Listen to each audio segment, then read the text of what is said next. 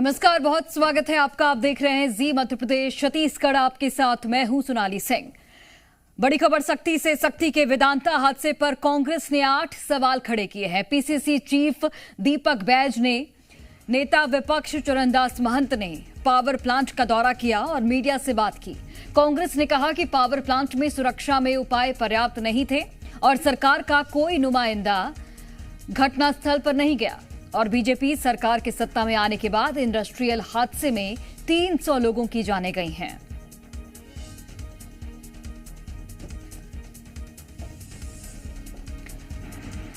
तीन दिन पहले सक्ती जिले में स्थित वेदांता पावर प्लांट में बड़ा हादसा हुआ।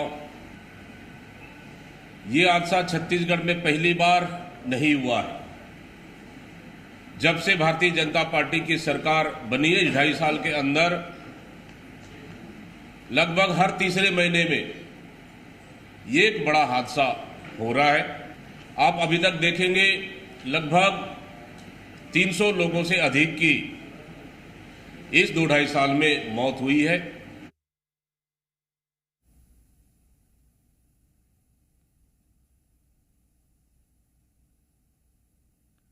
तो सक्ती हादसे पर कांग्रेस ने 8 सवाल उठाए हैं। प्रेस कॉन्फ्रेंस किया गया चरणदास महंत और पीसीसी चीफ दीपक बैज की ओर से, और सरकार पर निशाना साधा गया है। कांग्रेस ने सवाल उठाए हैं कि क्या सेफ्टी वॉल ठीक था, इस तरीके के हादसे की पुनरावृत्ति आखिर क्यों हो रही है, फ्यूल या मटेरियल की जांच हुई है क्या, इसके साथ ही लापरवाही का जिम्मेदार कौन, ये भी सवाल कांग्रेस की ओर से उठाया गया है।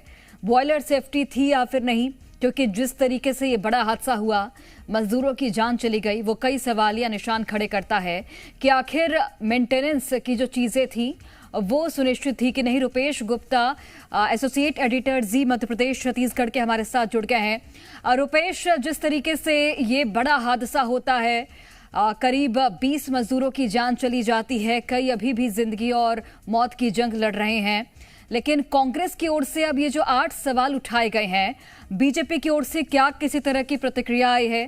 क्योंकि बार बार ऐसे हादसे होना सरकार पर भी सवाल खड़े करता है।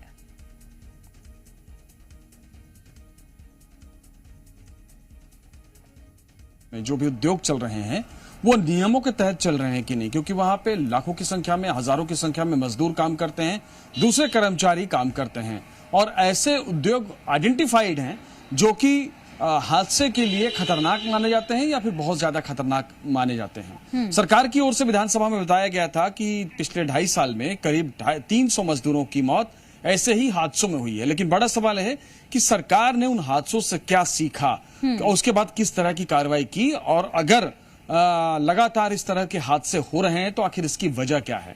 चरणदास महंत, जो कि विपक्ष के नेता हैं, उन्होंने बड़ा गंभीर आरोप लगाया।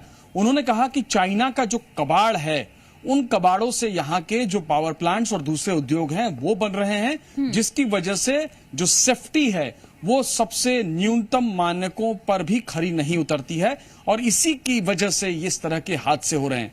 वेदांता में जो हादसा हुआ है उसने जाहिर तौर पे ये बात सामने लाई है कि कहीं ना कहीं जो टेक्निकल जो इक्विपमेंट्स थे, जिस तरह से इंडस्ट्री करीब 10 साल तक बंद थी और उसके बाद 1 साल पहले से ऑपरेशन शुरू किया गया, तो बहुत बड़ा सवाल ये है कि आखिर क्या जो सुरक्षा के मानदंड हैं, जो बेसिक प्रोटोकॉल है किसी कमीशनिंग का या फिर मेंटेनेंस का या फिर शुरू करने का, उसको पूरा किया गया कि नहीं किया गया। और यही कांग्रेस ने सवाल उठाया है। कांग्रेस ने यह सवाल उठाया है कि जैसे जी मध्य प्रदेश छत्तीसगढ़ ने एक्सक्लूसिव जानकारी दी थी कि जब जो सेफ्टी वॉल्व होते हैं, उन वॉल्व से ही, चूंकि अंदर काफी गैस भरी हुई थी, भाप भरा हुआ था, जिससे पावर जनरेशन का काम होता है, तो उस वॉल्व के फटने के बाद यह हादसा हुआ है और इस हादसे में बड़ी संख्या में लोग झुलस गए।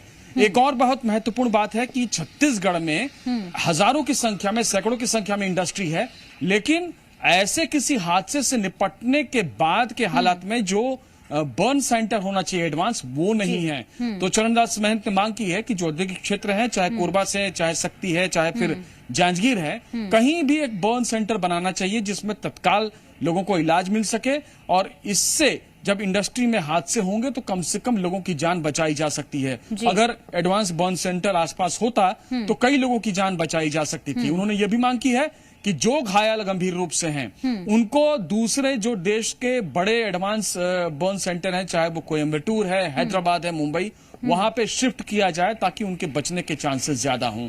तो बहुत सारे सवाल हैं इक्विपमेंट को लेकर के, ऑपरेशन को लेकर के, लेकिन जिस तरह से मैनेजमेंट ने तमाम चीजों की अनदेखी की है, ध्यान नहीं दिया है, उससे ये बड़ा हादसा हुआ है। अब बड़ा सवाल ये है कि सरकार ने जो कमेटी बनाई हुई है जांच के लिए एसडीएम की अगुवाई में, कांग्रेस का कहना है कि हाईकोर्ट के जज से, मौजूदा जज से इसकी जांच करानी चाहिए और न्यायिक जांच होनी चाहिए। तो इस मामले में फिलहाल कांग्रेस लंबे आंदोलन के मूड में दिख रही है, क्योंकि ये बहुत बड़ा हादसा है, दुखद हादसा है। और इसी से पहले बाल्को का एक चिमनी हादसा हुआ था जिसमें 40 से ज्यादा लोगों की मौत हो गई थी। तो कहीं ना कहीं बार बार उसी कंपनी का वेदांता ग्रुप, जो कि ऑपरेट करती है बाल्को को, जो कि इस कंपनी को भी टेक ओवर किया था, तो वेदांता ग्रुप पर बहुत बड़ा जाहिर सवाल तौर है। पर कई स्तर पर लूप होल्स थे जिसकी वजह से इतना बड़ा हादसा हुआ और कई मजदूरों की जान चली गई।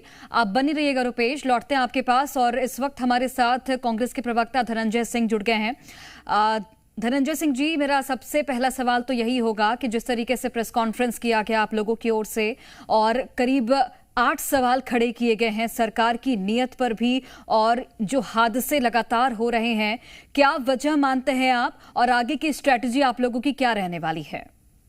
देखिए, शक्ति में जिस प्लांट में हादसा हुआ है वो प्लांट लगभग 10 साल से बंद पड़ा हुआ था जी। और जब प्लांट को शुरुआत की जाती है तो उसको 3 साल में लगभग मेंटेनेंस में लगता है।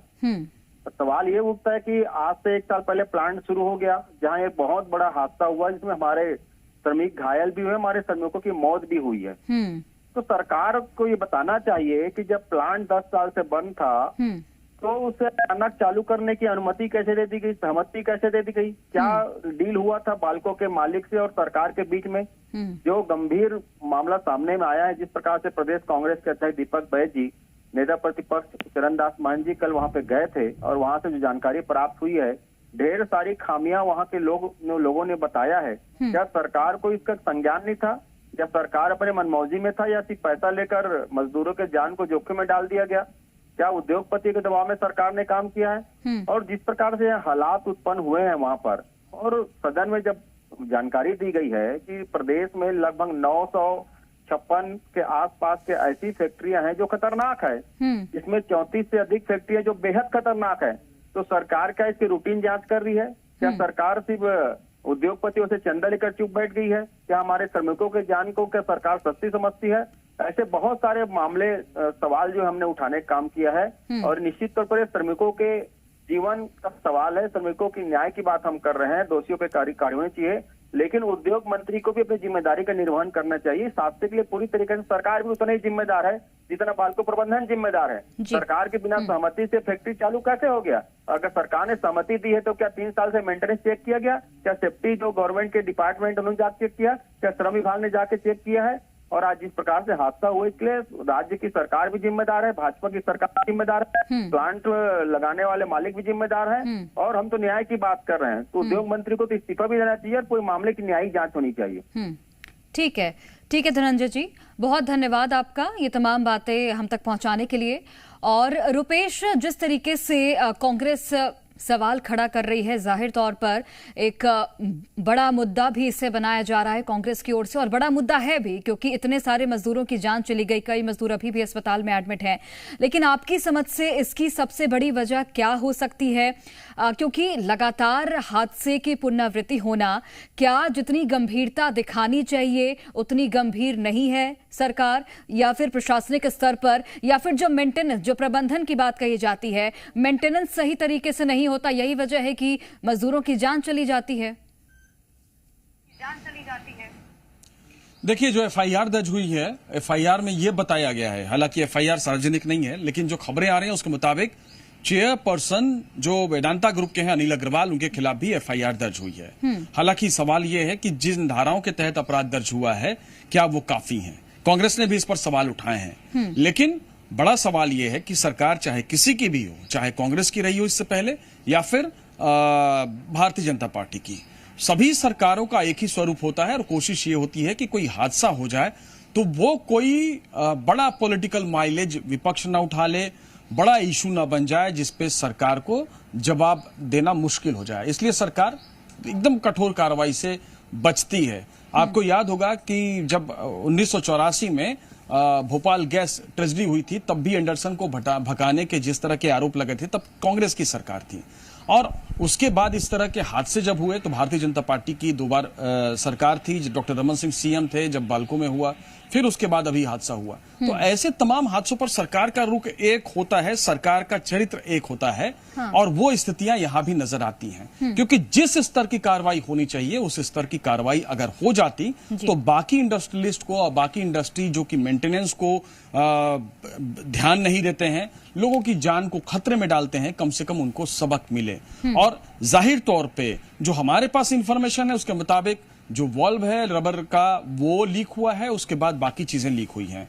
और देखना यह भी होगा कि जो इक्विपमेंट्स और जो मशीनें इस्तेमाल की जा रही हैं, चूंकि 10 साल से ये उद्योग बंद था, तो उनको प्रॉपर तरीके से रिप्लेस किया गया, उसके जो सुरक्षा के मानदंड होते हैं, उसका जो मेंटेनेंस होता है, वो पूरी तरह से मुकम्मल तौर पे उसको देखा गया, जांचा गया कि नहीं जांचा गया, क्योंकि थर्ड पार्टी पे आपने मेंटेनेंस का जिम्मा डाल करके काम उसको दे दिया है, लेकिन आप रिस्पॉन्सिबिलिटी ट्रांसफर नहीं कर सकते, क्योंकि रिस्पॉन्सिबिलिटी आपकी है। आपने अपनी सहूलियत के लिहाज से किसी और कंपनी को यह काम दिया है, तो जिम्मेदारी तो पहली आपकी बनती है, दूसरी सरकार की बनती है। सरकार का ये फर्ज है कि वो जो भी इस तरह के हादसे हों उसको रोकने के लिए एहतियात उठाए। जी चलिए, बहुत धन्यवाद आपका रुपेश, जानकारी हम तक पहुंचाने के लिए।